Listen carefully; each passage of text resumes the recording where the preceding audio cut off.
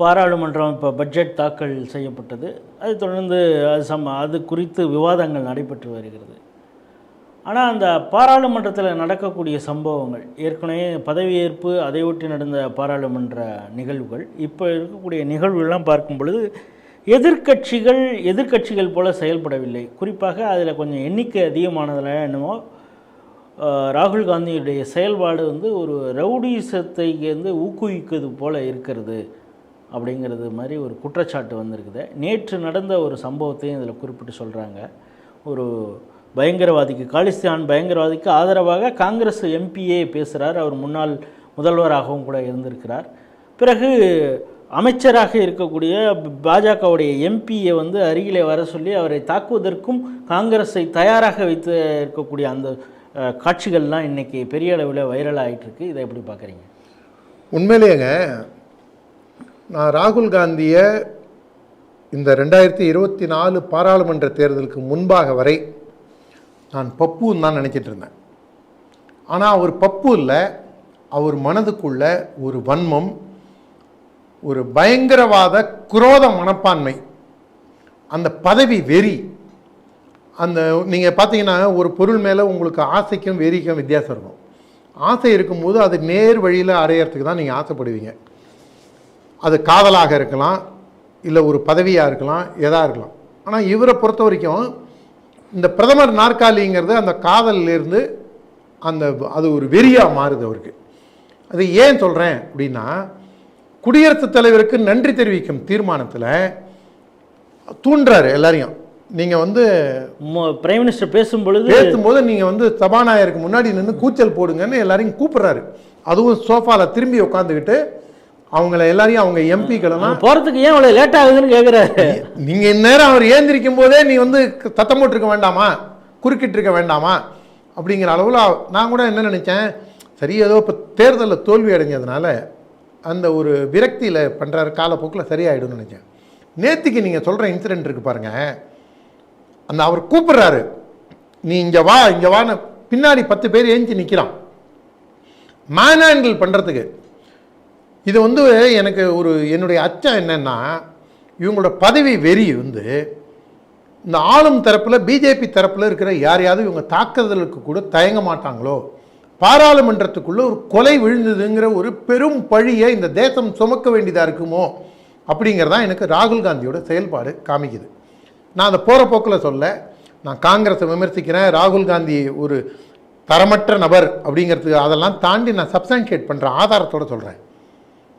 அந்த ஒரு பயங்கரவாதி ஒரு எம்பி ஆகிருக்காரு, 10 லட்சம் ஓட்டில் ஜெயிச்சு எம்பி ஆகிட்டார். அவரை ஏன் நீ ஜெயிலுக்குள்ளே வச்சுருக்க அப்படின்னு கேட்குறாரு. நான் என்ன கேட்குறேன், ஒரு பேச்சுக்கு வச்சுப்போம், சென்னை மாநகர மேயராகவோ இல்லைன்னா ஒரு எம்எல்ஏவாகவோ ஆட்டோ சங்கர் ஆயிடுறாரு.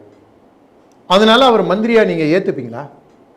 அவர் லோக்கலில் மக்களுக்கு பணம் கொடுக்குறாரா, இல்லை ஆசையை தூண்டுறாரா, அதெல்லாம் 2ஆம் பட்சம். ஆனால் அவர் ஒரு எம்எல்ஏவை எலெக்ட் ஆகி மந்திரி ஆகிடுறாரு, இல்லை சென்னை மாநகராட்சி மேயர் ஆகிடுறாரு. அதுக்காக ஆட்டோ சங்கர் புனிதர் ஆகிடுவாரா?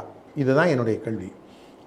ஜெயிலில் ஆன்டி நேஷனல் ஆக்டில் பிரிவினைவாதிங்கிற காரணத்தினால அவரை பிடிச்சி உள்ளே வச்சுருக்காங்க. ஆனால் அவரும் துரதிருஷ்டவசமாக ஜெயிச்சிடுறாரு. ஏன் அவர் பாராளுமன்றத்துக்கு வரல அப்படின்னு ஒரு பிரச்சனை பண்ணும்போது தான் பியான் சிங்னு ஒரு முன்னாள் முதல்வர், அவருடைய பையன் என்ன சொல்கிறாரு, எங்கள் அப்பாவை நான் காங்கிரஸ் கட்சிக்காக, எங்கள் அப்பா சாவில் இந்த தேசத்துக்காக செத்தாருங்கும்போது அவரை பார்த்தும் இவர் ப்ரொவோகேட்டிவாகவே இவருடைய செயல்பாடுகளும் இவருடைய ஆக்ஷன்ஸு இவருடைய வார்த்தைகள் இது பாரத தேசத்தின் ஜனநாயகத்துக்கு கொஞ்சம் கூட நல்லதே இல்லை. நீங்கள் எதிர்கட்சி ஸ்ட்ராங்காக இருக்கணும், எதிர்கட்சி ஸ்ட்ராங்காக இருந்தால் தான் ஆளுங்கட்சிக்கு கடிவாளம் போட முடியும், அப்போ தான் ஆக்கப்பூர்வமான கன்ஸ்ட்ரக்டிவ் டிபேட்ஸ்லாம் பாராளுமன்றத்தில் வரும். இதெல்லாம் கரெக்டு, ஒத்துக்கிறேன். ஆனால் இதே காங்கிரஸ் கட்சிக்கு 44 எம்பி இருந்த போதும் சரி, போன தடவை 50-50+ இருந்த போதும் சரி, அவங்களுடைய செயல்பாடு எப்படி இருந்தது? இப்போ இந்த 99 எம்பி வந்ததுக்கு இந்த பாராளுமன்றத்தில் எப்போ கொலை நடக்கும், எப்போ யாரை அடித்து நொறுக்குவாங்க இந்த எதிர்கட்சி தரப்பில் இருந்துன்னு நம்மளை ஒரு திகில்லையே வச்சுருக்காங்களே. கொஞ்சம் மாற்றி யோசிச்சு பாருங்கள். காங்கிரஸ் கட்சிக்கு ஒரு 150 இல்லை ஒரு 200 எம்பி வந்துடுறாங்கன்னு வச்சுங்க, பிஜேபிக்கு ஒரு 300 எம்பி இருக்குது, காங்கிரஸுக்கு ஒரு 200 எம்பி இருக்குது. அப்போ இவங்க என்ன பண்ணுவாங்க? சபையை நடத்த முடியுமா? நான் வீரத்துறை ராமகோபாலன் அவர்களை மீண்டும் மீண்டும் நினைவு கூறுறேன். எப்பேற்பட்ட ஒரு விஷனரி பாருங்க அவங்க. அவர் சொன்னார் 96 13 நாள் ஆட்சி கட்டில் வாஜ்பாய் ஏறும்போது நான் சொன்னேன், ஒருவேளை இப்போ இல்லைன்னா கூட அடுத்தது வர எலெக்ஷனில் நம்ம ஜெயிச்சு வந்துட போகிறோம், அடுத்தது நம்ம ஆட்சி தான் இந்து ராஷ்டிரம்னு அறிவிச்சிடலாம் இல்லையா, நீங்கள் அதுக்கான இதெல்லாம் மெமரண்டம்லாம் தயார் பண்ணி நீங்கள் இவர்கிட்ட அட்டல்ஜிகிட்ட கொடுக்கணும் இல்லையா, அத்வானிஜிகிட்ட கொடுக்கணும் இல்லையான்னு கோபால்ஜிகிட்ட சொல்லும்போது சொன்னார், நீ நினைக்கிற மாதிரி நாம் ஆட்சியை நடத்துறதுங்கிறது அவ்வளோ ஒரு சுமூகமாக நம்மளை ஆட்சியை நடத்த விட மாட்டாங்க. கம்யூனிஸ்டுகள், குறிப்பாக கம்யூனிஸ்டுகள் டெய்லி இந்த நாட்டில் பிளட்ஷெட் இருக்கும், அந்த அளவுக்கு வன்முறையை தூண்டுவாங்க. நீங்கள் பாருங்கள், அந்த கர்நாடகாவில் ஒரு எழுத்தாளர் கல்புர்கி, அவனை எவனோ எதுக்காகவோ கொன்னான். எந்தெந்த ஊர்லேயோ என்ன நடந்தாலும் தினசரி நம்மளை கொலகாரான்னு இவனுங்க அதே அரிவாள் சுற்றி அதே செங்கொடி, அதோட இவங்க மாவோயிஸ்ட்டு நக்சலைட்ஸு, அந்த போர்வேலை இவங்க பல பேரை கொண்டுட்டு அவனும் காவி கொடியை வச்சிருந்தான். அவனை தான் லோக்கல் கவர்மெண்ட் தான் அரெஸ்ட் பண்ணோம், அவன் மேலே நடவடிக்கை எடுக்குதுரா. ஒரிசாவில் நடந்ததுக்கு பல ஊர்களில் நம்மளை தினசரி குற்றவாளி கொண்டுகளே. வீரத்துறை ராமகோபாலன் என்ன சொன்னாரோ அதை போன்று தான் கம்யூனிஸ்ட் கட்சி நம்ம ஆட்சிக்கு மோடி மீண்டும் ஆட்சிக்கு வந்தவொடனே நடந்துக்கிட்டாங்க.